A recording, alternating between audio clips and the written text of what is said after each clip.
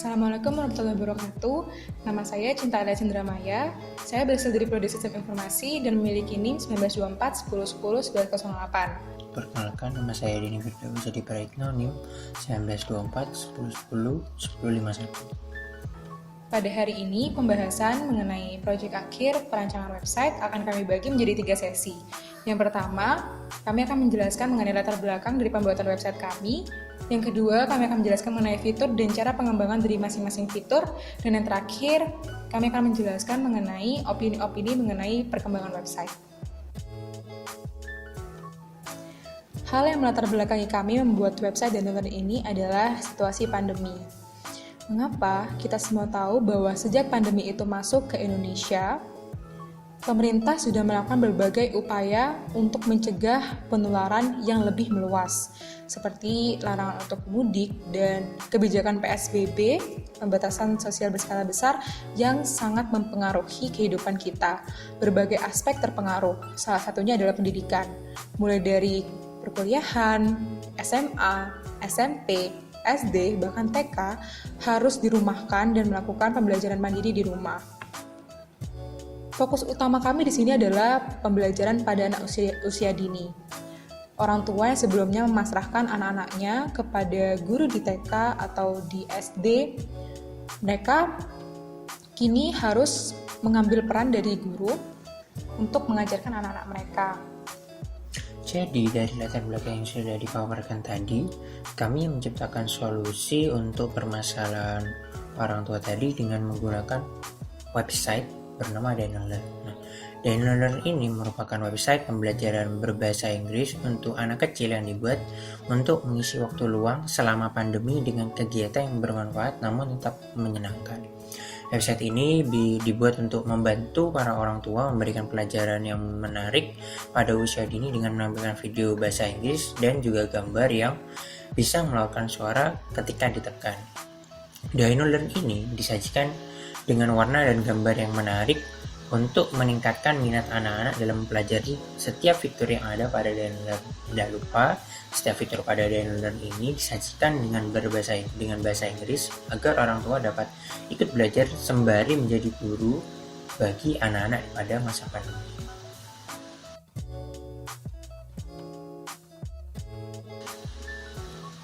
Untuk tahapan pengembangan website, fitur-fitur yang ada pada Danolearn ini dibuat secara bertahap, di mana langkah-langkah yang kami lakukan dalam menyelesaikan proyek akhir untuk mata kuliah ini adalah sebagai berikut. Yang pertama, kami membuat mockup atau interface atau UI dari website Danolearn itu sendiri.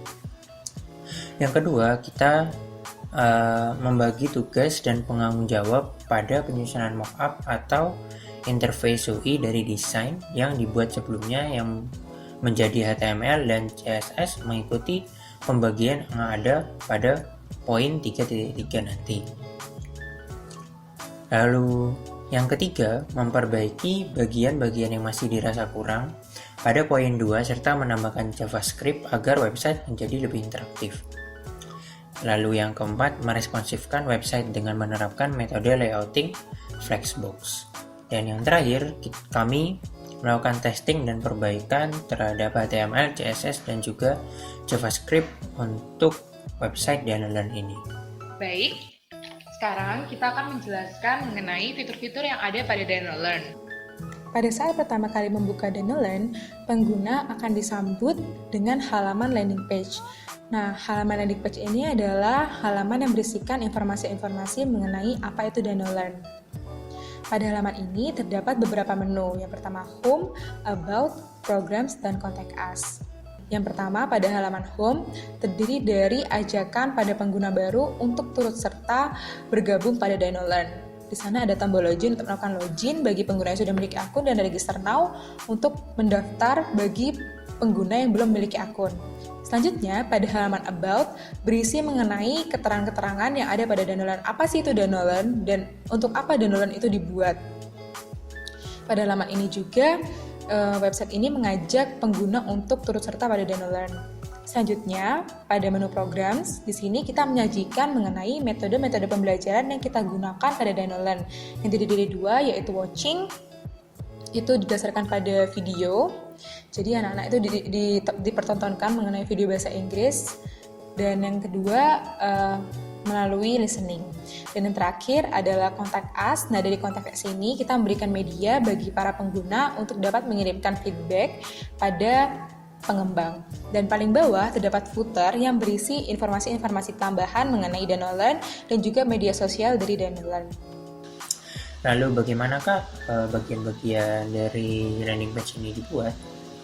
Nah, di sini akan ditampilkan codingan ya pada bagian layar kiri. Di sini DanoLearn ini, landing page DanoLearn ini dibagi menjadi beberapa bagian, yakni terdapat nav, main, dan juga footer. Nah, pada bagian main ini sendiri dibagi menjadi 4 bagian sesuai dengan bagian-bagiannya tadi, yaitu ada home, lalu ada about, lalu ada programs, lalu terakhir ada contact us. Jangan lupa juga terdapat bagian footer yang menyediakan info-info. Nah, setelah kerangka HTML ini dibuat, kita bisa melakukan dekorasi menggunakan eksternal CSS, yakni seperti pada layar ya, terdapat nav brand, dan juga berbagai macam kelas lain dan juga tag lain yang didekorasi agar membuat website ini menjadi lebih berwarna dan juga lebih enak untuk dilihat. Lalu untuk selanjutnya kita melakukan responsif ya dengan media screen dan juga max width tertentu, sehingga website DanoLearn ini bisa diakses melalui berbagai macam ukuran device. Nah, pada HTML juga terdapat JavaScript. Nah, JavaScript ini berfungsi untuk pada bagian menu. Jika menu itu ditekan atau aktif, dia akan berwarna hijau. Misal kita sini pencet programs. Nah, tetapi ketika menu itu tidak aktif, dia akan berwarna biru. Jadi, cara membaca script ini adalah apabila dia ditekan, on click, dia akan ditambahi kelas aktif dan menyebabkan dia berwarna hijau, dan apabila dia tidak ditekan, kelas aktif tersebut akan dihapus. Selanjutnya, kita masuk ke fitur berikutnya, yaitu login. Nah, login ini dapat kita akses saat kita menekan tombol login yang ada pada landing page. Nah, di pada login ini terdapat email dan password yang harus kita masukkan untuk dapat masuk ke halaman main menu atau lesson page. Sini kita masukkan email dan password, lalu kita tekan continue, dan ditampilkan halaman main menu. Lalu bagaimana cara pembuatan dari login ini? Nah, di sini untuk menu login ini tidak terlalu rumit, kerangkanya hanya membutuhkan satu div saja berupa login yang berisikan form. Nah, di sini formnya bisa dilihat terdapat kerangka row yang berisikan inputan dan juga label atau nama dari inputan tersebut, dan juga 2 button ya. Lalu berlanjut ke CSS eksternalnya, sama digunakan untuk melakukan dekorasi. Ini seperti A1 yang merupakan dekorasi untuk login sendiri. Oke, lalu setelah itu kita berlanjut ke forgot password. Nah, pada laman forgot password ini kita disajikan form dan juga sebuah ilustrasi gambar. Nah, pada form ini terdapat sebuah inputan email dan juga inputan untuk masukkan 4 kode kombinasi untuk melakukan password recovery ya. Jadi kita bisa masukkan email kita, lalu kita masukkan contoh kode kombinasinya, lalu bisa kita klikkan next. Dan di sini berlanjut kita bisa memasukkan password baru dari akun kita. Jadi kita ketikkan password baru kita, pastikan passwordnya sesuai sama yang sudah dimasukkan, lalu kita bisa klik proceed dan terdapat page sukses, yakni berhasil mengganti. Lalu kita bisa klik continue dan akan kembali menuju ke halaman login. Nah, untuk forget password ini HTML-nya itu kita menggunakan dua bagian div ya pada bagian body ini. Jadi terdapat side front dan juga forget, di mana side front itu berisi gambar dan juga slogan tadi, dan untuk forget ini berisikan form yang berisikan inputan email dan juga inputan kode kombinasi. Lalu untuk buttonnya yang menuju ke login page selanjutnya. Lalu berlanjut ke eksternal CSS-nya. Di sini kita juga melakukan dekorasi ya, seperti proceed, yakni untuk melakukan desain pada buttonnya, pada button next-nya. Dan tidak lupa juga kita melakukan responsif dengan menggunakan media screen.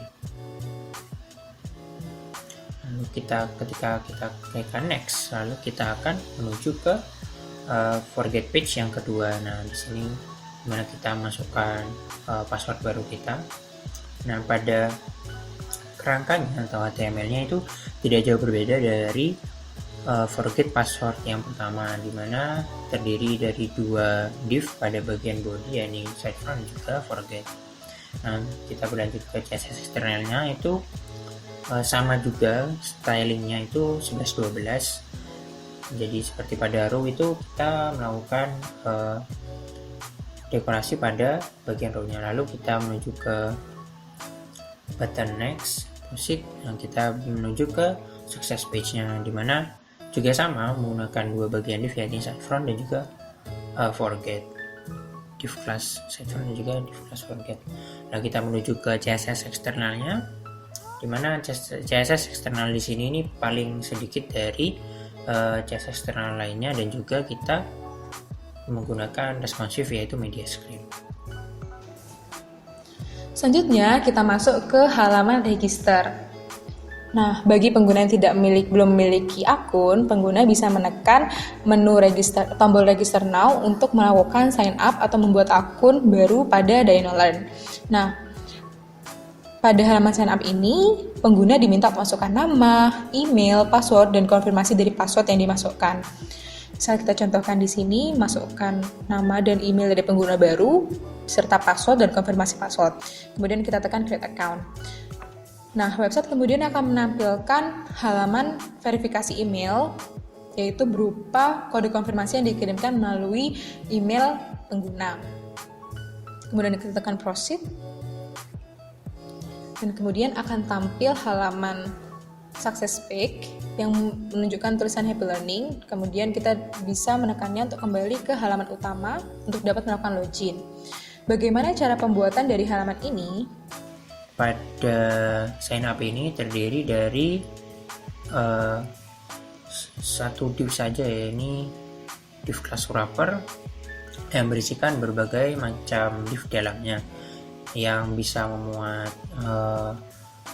tag H1 yakni sign up-nya, lalu berbagai macam inputan seperti nama, email, password, dan juga password confirmation, dan juga terdapat input checkbox. Lalu kita ke external CSS-nya, kita melakukan dekorasi sign up seperti ID CBX1 untuk melakukan dekorasi pada checkbox-nya, lalu konten, yakni untuk melakukan display flex pada formnya. Lalu kita berlanjut ke next page, yaitu verification email. Nah, di sini terdapat dua, yakni sign up. Terdapat dua div pada body, yakni div class sign up dan juga div class sideback. Nah, div class sign up ini untuk formnya, lalu untuk sidebacknya sendiri ini yang memuat gambarnya. Lalu kita menuju ke CSS eksternalnya. Nah, di sini bisa dilihat seperti kita melakukan dekorasi juga, tidak tidak jauh berbeda seperti pada tadi button hover. Jadi pada saat kita melakukan hover itu buttonnya akan bisa berubah warna.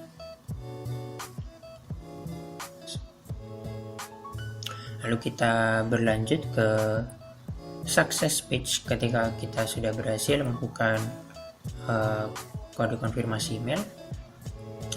Nah, di sini sama juga seperti yang tadi, terdapat dua div class pada body, yakni sign up dan juga sign back, yang berisikan form dan juga gambar. Lalu kita menuju ke CSS eksternalnya, di mana pada ini juga terdapat hover dan juga focus, dimana ketika kita melakukan hover tadi itu buttonnya bisa berubah warna.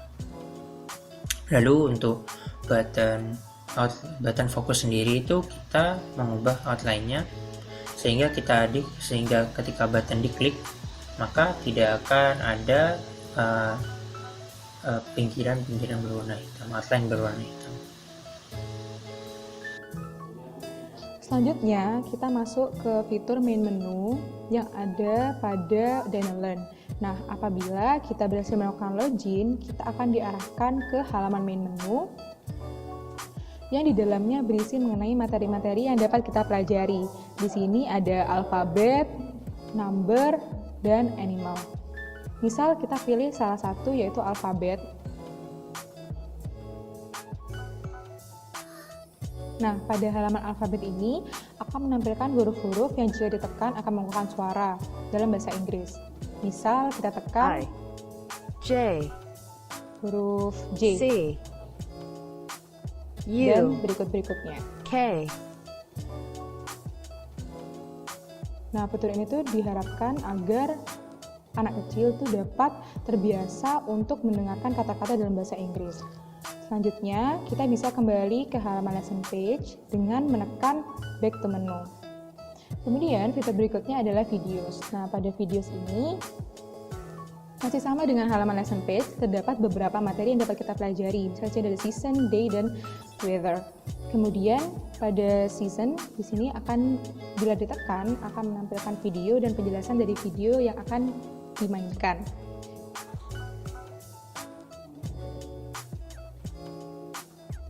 Jika sudah merasa puas untuk melihat video, kita dapat tekan back to menu untuk dapat kembali ke video page yang di dalamnya berisi pilihan-pilihan video yang dapat kita pelajari. Terdapat juga fitur feedback. Lalu bagaimana cara pembuatan dari fitur-fitur ini? Kita mulai dari lesson page. Nah, lesson page ini pada bagian body kita bagi menjadi 3 bagian, yaitu nav, main, dan footer. Nah, pada bagian nav ini terdapat menu dari fitur ini. Kemudian pada bagian main terdapat konten-konten yang dapat kita pelajari, dan pada bagian footer terdapat informasi-informasi tambahan dari website ini. Desainnya pun masih sama dengan yang lain. Kita melakukan desain dengan memusatkan pada tag-tag pada struktur yang sudah kita tuliskan pada HTML. Kemudian, jika menekan salah satu menu yang ada pada lesson page, misal alfabet, di sini akan terdapat icon-icon yang jika ditekan akan mengeluarkan suara. Lalu, bagaimana icon-icon tersebut dapat mengeluarkan suara jika ditekan? Nah, kita menggunakan JavaScript di sini, yaitu pada bagian head kita tuliskan scriptnya, misal ada var a audio, new audio, ref, voice, amp3. Nah, dari kode ini tuh jika ditekan, satu gambar ditekan itu dia akan mengarahkan pada audio play yang akan menyebabkan icon tersebut mengeluarkan suara. Nah, bagaimana kita tahu jika icon yang ditekan itu dapat mengarahkan kepada suara yang sudah kita tuliskan pada script yang ada di head? Nah, pada masing-masing icon itu terdapat on click, jadi jika diklik dia akan memainkan sound A. Begitu seterusnya sampai Z. Untuk desainnya sendiri cukup mudah ya, karena di sini itu dia hanya berbentuk kotak-kotak dan kita hanya tinggal mengatur jarak dari masing-masing kotak yang ada pada konten. pada bagian main di sini kita bisa lihat bahwa kita hanya mengatur jarak dengan display flex dan align item center biar itemnya tersebut atau icon-icon tersebut ada di tengah. Selanjutnya kita akan masuk ke bagian video.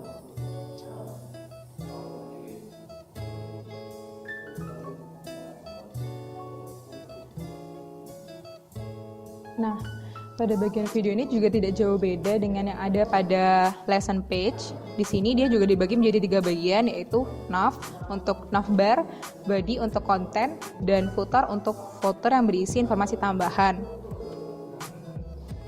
Untuk desainnya juga tidak jauh berbeda. Kita pusatkan kepada tag-tag yang ada pada HTML yang sudah kita buat.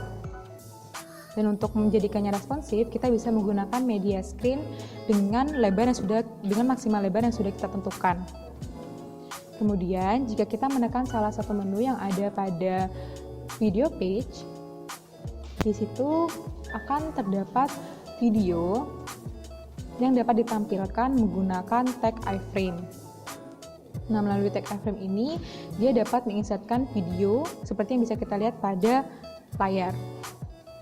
Di bawah video terdapat penjelasan yang kita tulis menggunakan tag P. Untuk kembali ke menu, kita bisa menekan tombol. Di situ ada button back to menu yang akan mengarahkan kita ke halaman video page, kembali ke video page sebelumnya. Lalu setelah itu kita bisa menuju ke fitur feedback. Nah, dimana pada feedback ini kurang lebih sama seperti page-page sebelumnya. Yang membedakan hanyalah mainnya, dimana dia memuat gambar yang mengilustrasikan download dan juga memuat sebuah form. Sebuah form untuk user menanyakan pertanyaan pada kami ataupun memberikan masukan kepada developer. Lalu kita menuju ke styling feedback CSS-nya. Di sini terlihat dekorasi-dekorasi seperti title, ya ini untuk mengatur title dan alert ketika responsif. Lalu terdapat juga main yang menggunakan display flex. Lalu disediakan juga pada page ini itu kita menggunakan animasi-animasi. Nah, animasi-animasi itu kita menggunakan keyframe link fade yang berfungsi untuk melakukan transisi pada drop-down menu.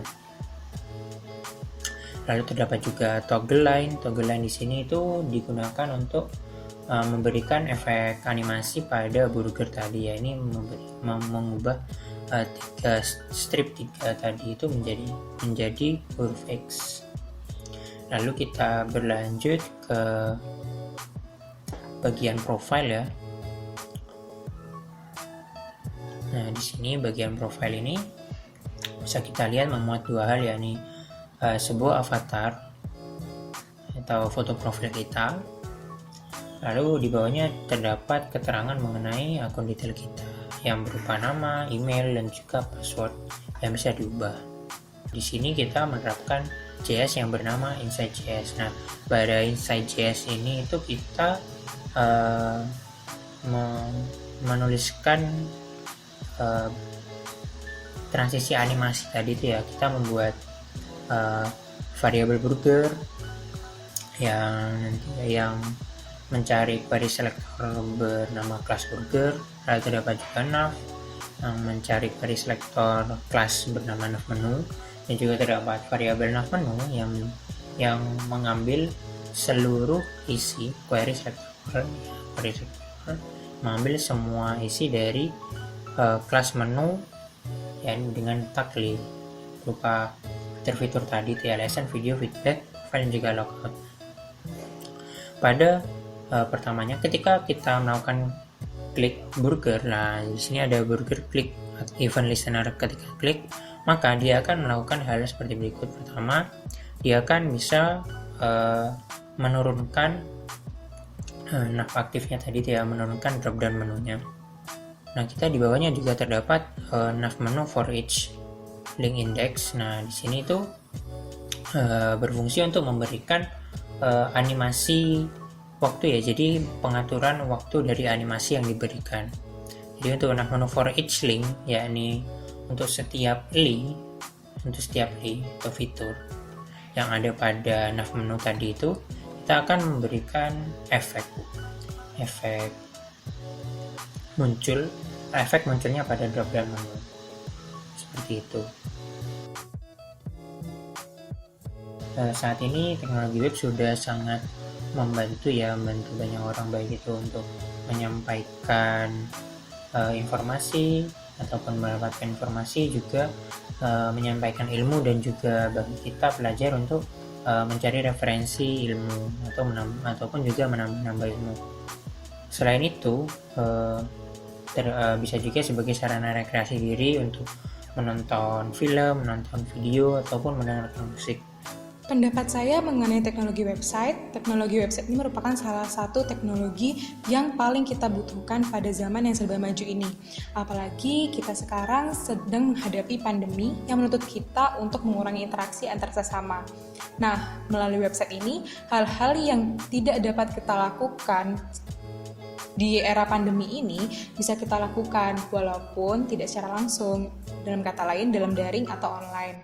Seperti di dunia pekerjaan, kita dapat melakukan meeting secara online, kita dapat interaksi melalui media-media yang ada pada website walaupun tidak bertemu secara langsung. Dan di dunia pembelajaran juga, kita bisa menggunakan e-learning yang berbasis website untuk tetap dapat memberikan edukasi kepada orang-orang walaupun kita tidak mengajarnya secara langsung. Juga masih banyak hal lain seperti dalam dunia ekonomi, bagi perusahaan-perusahaan restoran, mereka bisa tetap menjualkan makanannya melalui website dan juga melalui e-commerce dan lain sebagainya. Mereka tetap bisa melakukan transaksi melalui website. Jadi kegiatan-kegiatan itu tetap berjalan dan tidak berhenti begitu saja walaupun sedang dihadapkan dengan adanya pandemi. Di masa depan, website pasti akan berkembang sangat pesat. Sekarang saja, website sudah mempunyai database di mana database tersebut bisa menyimpan data-data dari klien. Nah, mungkin di masa depan, website itu bisa dikembangkan menggunakan machine learning. Jadi, melalui data-data tersebut, dari website itu dia bisa meneliti mengenai produk-produk apa saja sih yang paling disukai, dan sehingga melalui website ini kita bisa memaksimalkan produksi dan mengefisienkan barang-barang dari produksi sehingga sebuah perusahaan itu dapat menghasilkan untung yang lebih maksimal. Menurut saya, teknologi website ini mungkin akan merambah ke dalam bentuk digital yang lain, di mana pada saat ini itu sudah diperkenalkan VR atau virtual reality maupun juga augmented reality atau VR. Nah, jadi teknologi website mungkin menurut saya akan merambah menuju bentuk digital yang lain tersebut, di mana kita bisa mengakses website dalam bentuk yang baru, yakni pada VR ataupun AR tadi.